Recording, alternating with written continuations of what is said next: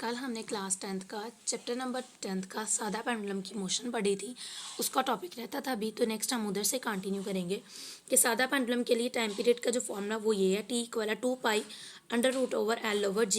ठीक है, अब ये इसकी तारीफ है, ये लैदा आपको शॉर्ट क्वेश्चन में भी आ सकती है।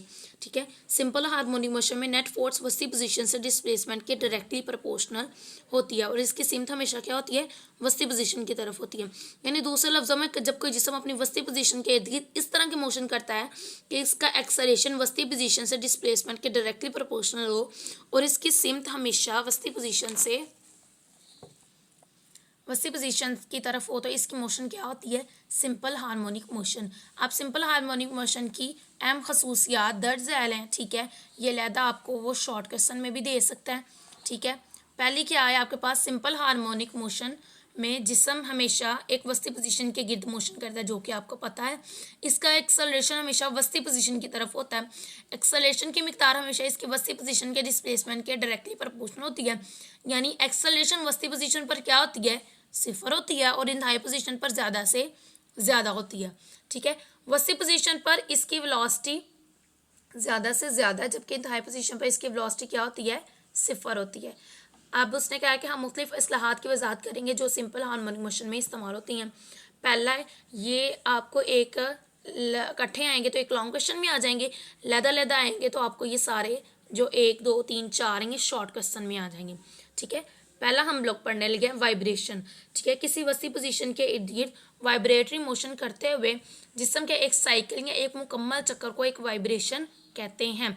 यानी क्या कह रहे हैं आप इसमें कि एक वस्ती पोजीशन के इर्द गिर्द वाइब्रेटरी मोशन कर रहा है कोई भी जिस्म है, यानी वो एक साइकिल यानी एक चक्कर मुकम्मल कर रहा है। ठीक है, तो उसको क्या बोलेंगे, वाइब्रेशन बोलेंगे आप लोग। ठीक है, टाइम पीरियड किसी पॉइंट के गिर्द वाइब्रेटरी मोशन करते हुए जिस्म के एक वाइब्रेशन मुकम्मल करने के लिए जो दरकार वक्त है उसको आप क्या कहते हो, टाइम पीरियड कहते हैं। उसे टी से जाहिर करते हैं और टाइम पीरियड का यूनिट क्या है, सेकंड एस है। फ्रिक्वेंसी, किसी पॉइंट के गिर्द वाइब्रेटरी मोशन करते हुए जिस्म की एक सेकंड में वाइब्रेशंस की तादाद क्या है, फ्रिक्वेंसी कहलाती है। उसे किससे जाहिर करते हैं, एफ से जाहिर करते हैं। फ्रिक्वेंसी का यूनिट क्या है, हिंस्ट। एम्पलीट्यूड, किसी पॉइंट के गिर्द वाइब्रेटरी मोशन करते हुए जिस्म की इस पॉइंट से ज़्यादा डिस्प्लेसमेंट क्या है, एम्पलीट्यूड कहलाती है और इसका यूनिट क्या है, मीटर है। ठीक है,